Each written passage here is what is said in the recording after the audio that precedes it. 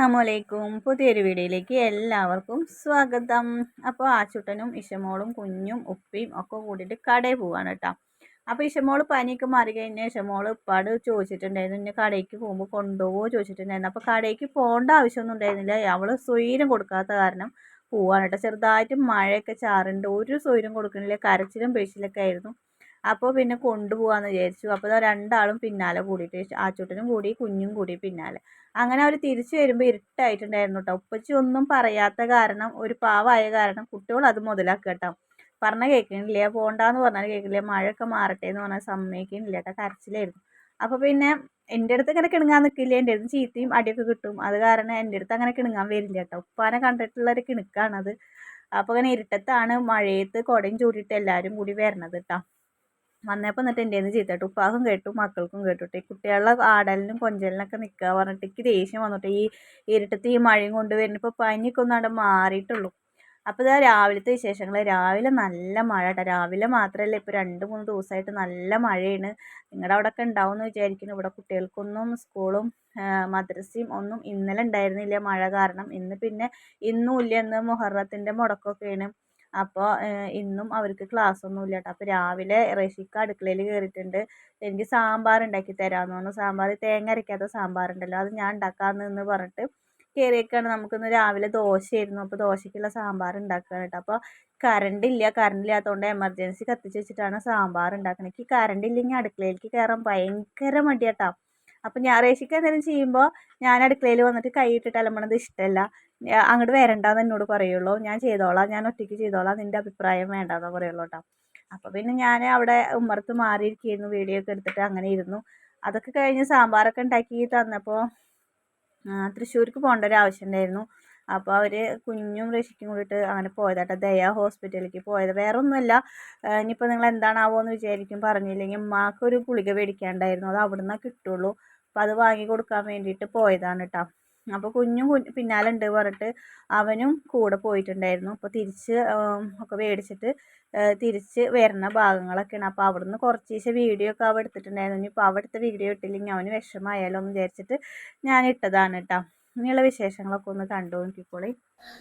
അതേ, ഇവിടെ മാഗി ഉണ്ടാക്കുകയാണ്. തുയരെന്ന് പറയണത് തന്തയും മക്കളും തരുന്നില്ല. തന്തയ്ക്ക് വേണ്ടത് അരിമണിയും ചായ, മക്കൾക്ക് വേണ്ടത് ഹിപ്പി. അപ്പൊ നമ്മൾ അന്ന് സാധനങ്ങൾ മേടിക്കാൻ പോയപ്പോ ഇങ്ങനെ ഒരു ഫാമിലി പാക്ക് മേടിച്ചിട്ടുണ്ടായിരുന്നു. ഫാമിലി പാക്ക് എന്നൊക്കെ അല്ലേ പറയാ, മേടിച്ചിട്ടുണ്ടായിരുന്നു. അതിൽ 2 പ്രാവശ്യം ഉണ്ടാക്കി കഴിഞ്ഞു. ഇനി ഇതാ ഒരു പ്രാവശ്യം കൂടി ഉണ്ടാക്കാൻ പോവാണ്. അപ്പൊ ഇതും കൂടി കഴിഞ്ഞാൽ അതിന്റെ പരിപാടി കഴിഞ്ഞു. അപ്പൊ ഇനി സമാധാനം ഉണ്ടാവും.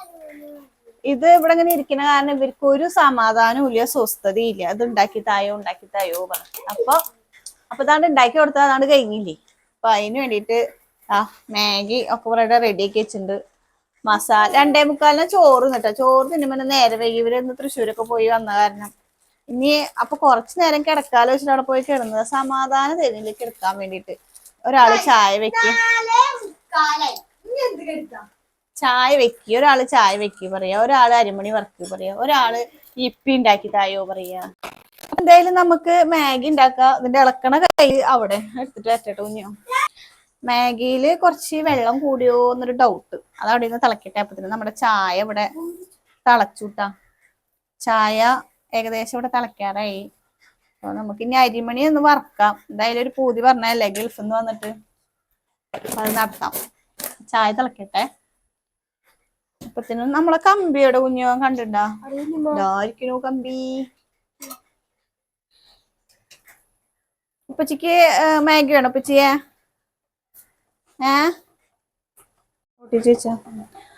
അപ്പൊ നമ്മുടേത് ആ മാഗിയിൽ ഞാൻ മസാല ഒക്കെ ഇട്ടുകൂട്ടാ. ഇവർക്കുള്ളതല്ല ഇങ്ങനെയൊക്കെ ഉണ്ടാക്കിയാൽ മതി. ഒരു വെള്ളം കൂടിയിട്ട കുഞ്ഞോ, വല്ല പ്രശ്നമുണ്ടോ? കോരി കുടിച്ചോളൂ. കുടിക്കില്ല, വെള്ളം പറ്റില്ലേ? മസാല കുറഞ്ഞോ? മസാല ഇത് മതി, എരിവ് കൂടും. മസാല ഇനി ഇല്ല, മസാല ഒക്കെ ഉണ്ട്. ഒരു പാക്കറ്റ് കൂടി ഇടുമ്പോ ഇത് മതിടാ. മസാല ഇല്ല, അത് വറ്റുമ്പോ ശരിയാവും, വെള്ളം വറ്റുമ്പോ ശരിയാവും. ഞാൻ ചായയിലിടട്ടെ. ചായയില് ചായ വെട്ടിത്തിളച്ച് വരുന്നുണ്ട്.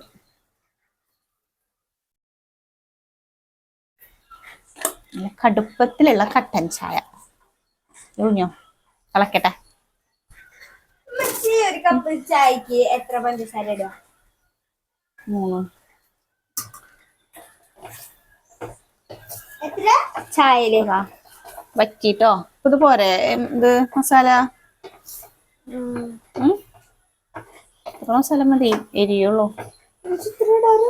കുട്ടികളുടെ തൊള്ളൊക്കെ എരിയില്ലേ?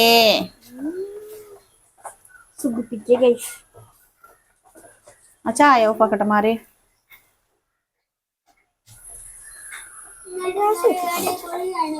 ഉപ്പച്ചി വന്നിട്ട് തേങ്ങ ചെറുകിയ എന്നാലാട്ടാ ഞാൻ അരിമണി വറുത്തരുള്ളൂ.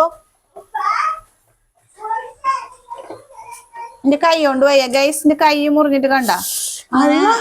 എന്താ പറയാ, ഇന്നലെ ഒരു കഷ്ണം പോയിക്കാണ് അവിടുന്ന്. സവാള കട്ട് ചെയ്തതാ. ഇതിന്റെ പേരും പറഞ്ഞിട്ട് ഇന്ന് വെള്ളം കോരിയിട്ടില്ല. ആരാ പറഞ്ഞു? ഇന്ന് ഞാൻ തന്നെ വെള്ളം കോരിയത് മോനെ.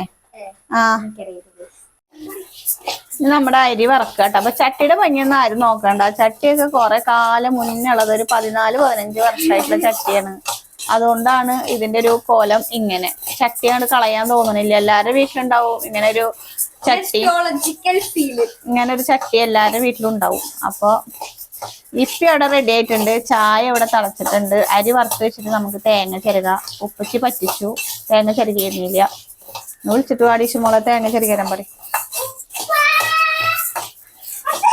ഗൾഫിൽ നിന്ന് വന്ന സമയത്തൊക്കെ എന്നെ സഹായിക്കാൻ ഭയങ്കര ഇൻട്രസ്റ്റ് ആയിരുന്നു കേട്ടോ. അപ്പൊ ഇൻട്രസ്റ്റ് ഒക്കെ കുറഞ്ഞു വന്നു തുടങ്ങി. ഇപ്പൊ പിടിച്ചേൽച്ച് കൊണ്ടുണ്ട് അടുക്കളയിലേക്ക്. വന്ന സമയത്ത് ഭയങ്കര ഇൻട്രസ്റ്റ് ആയിരുന്നു, വന്നേന്റെ പുതുക്കം. അപ്പൊ അത് മാറി, ഇപ്പൊ പഴയതായി. ഇപ്പൊ എന്തിനേലൊക്കെ വിളിക്കുമ്പോ എന്താ വരുന്നില്ല, കുറച്ച് കഴിഞ്ഞിട്ട് കുറച്ച് കഴിഞ്ഞിട്ട് വരാ, അങ്ങനെ. ലീവ് തീർന്നാ മതി ഇതൊക്കെ ആയി തുടങ്ങി മൂപ്പർക്ക്. അപ്പൊ ഇനി ശല്യം ചെയ്യണ്ട.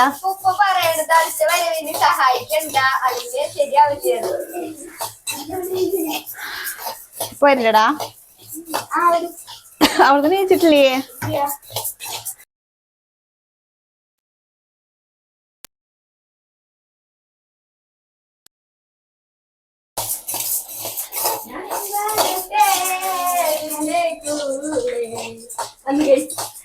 അങ്ങനെ കുട്ടികൾ പോയിട്ട് തീ പിടിച്ച് വലിച്ച് കൊണ്ടുവന്നിട്ടുണ്ട്. ഒരു തേങ്ങ പൊളിച്ച് ചിരകി തരുമോ?